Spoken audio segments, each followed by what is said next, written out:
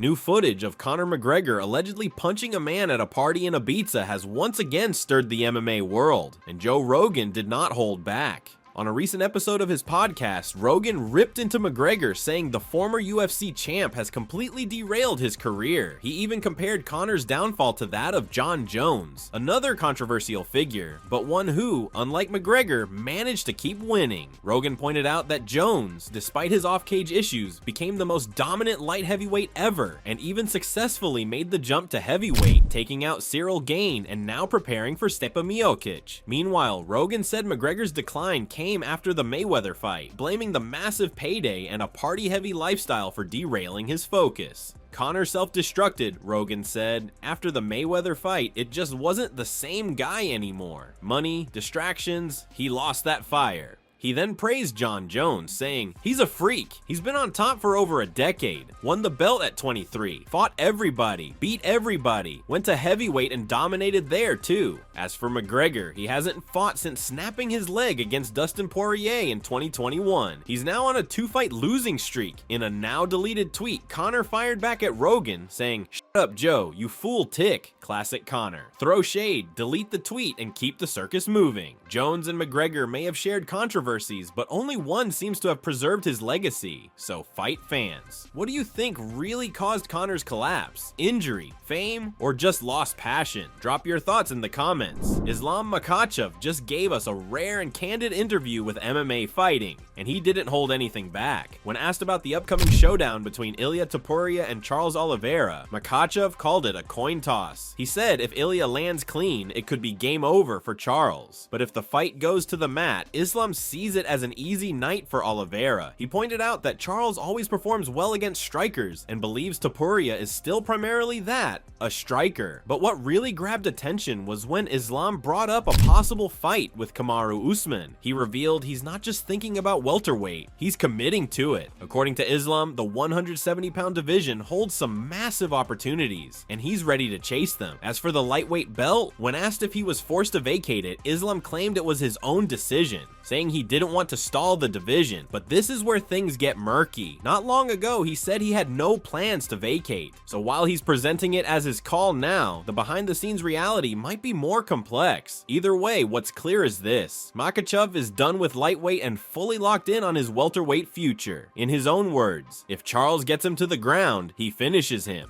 But if Topuria catches him clean, he's going out. It's all about who sticks to the game plan. I see it as 50-50. He also acknowledged Charles has always been lethal when striking, especially against guys like Poirier and Chandler, but reminded fans that if you give Oliveira even a little room, he'll take your neck and end it.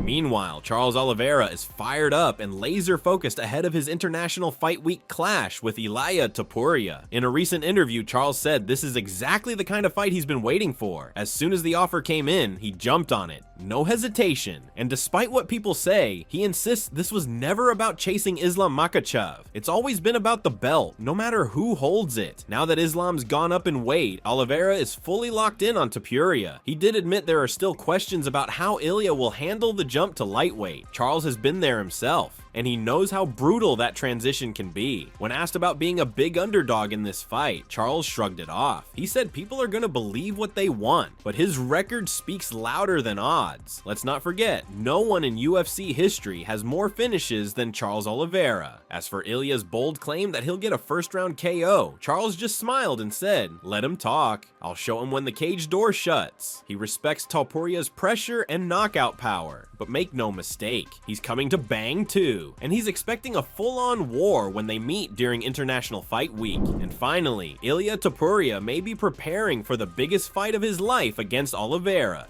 but he's already thinking ahead. In a recent interview, Topuria made it clear he wants to settle the score with Paddy Pimblett, and he wants it with the title on the line. According to Ilia, the perfect scenario would be Paddy beating Justin Gaethje, skyrocketing his stock, and then stepping up to challenge for the lightweight belt. Sounds wild, but Ilia's dead serious. He even predicted that Paddy would beat Gaethje because of the style matchup, saying, "I think Paddy beats Gaethje easily because of the style. I actually like watching Justin fight. He's exciting, throws jabs, takes shots, but I think Paddy's style could give him problems." Whether or not that fight ever happens, the idea of Topuria versus Pimblett with a title at stake, is exactly the kind of chaos fans love. Charles Oliveira has been dropped by just about everybody that he's fought. What happens when you go up against a dude that's knocking people out, not TKOing people, knocking people out cold like Ilia Topuria? Ilia Topuria goes high-low. He can go to the body. He can go up top. We saw him one time at 155 pounds where he did get hurt, but the matador in him, he came back and he ended up knocking him out. Charles Oliveira is the bigger fighter, taking down Michael Chandler, taking down Justin Gaethje with those beautiful double legs. Charles Oliveira is the guy that has to make those adjustments. If not, it's going to be the double champ. It's going to be Ilia Topuria securing himself as a 2-division world champion. With Jon Jones officially hanging up the gloves and Tom Aspinall now holding the undisputed UFC heavyweight title, the Brit is wasting no time. After being sidelined for much of the year, Aspinall says he's eager to stay active and compete twice before 2025 is over. In a recent chat on the Diary of a CEO podcast, Tom shared, "I'm planning to fight twice this year. I feel like I've already lost enough time, so we're pushing to get something locked in soon. Things are moving quickly, and if I can make it through the first fight without getting hurt, which isn't easy when you're going up against someone my size, I definitely want to get another one in before the year ends." As for who's next, all signs point to Cyril Gane. The Frenchman revealed on UFC Unfiltered that his manager has already spoken to UFC exec Hunter Campbell, and they believe Gane will be next in line to challenge Aspinall for the heavyweight strap.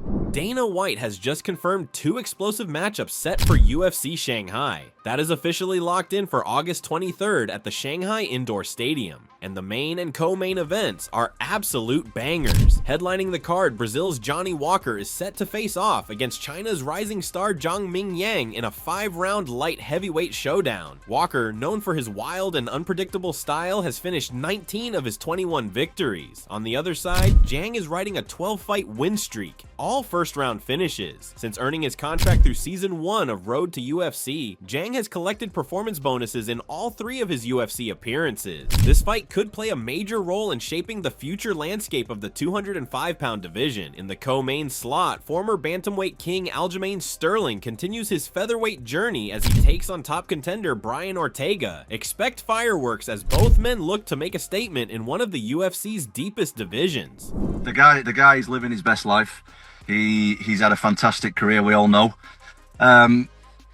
We know John's a religious man, so I want to say God bless him moving forward in what he does with his life and his career. And you know, we move on. We move on. I'm the undisputed heavyweight champion of the world. I'm ready to take on all comers, get this division moving again. Us guys have been waiting around too long. You know, the contenders are getting sick of it. Everybody's getting sick of it. Even the fans are getting sick of this stuff. So John's retired, and it's time that we move on. That's a wrap for today's episode of House of MMA. Do you think Joe Rogan was right about McGregor's downfall? Can Oliveira silence the hype around Ilia Topuria, or is a new king on the rise? And what's next for Tom Aspinall with the whole division in flux? Drop your takes in the comments. We want to hear what the real fight fans think. Until next time, stay sharp, stay savage, and keep it locked right here at House of MMA.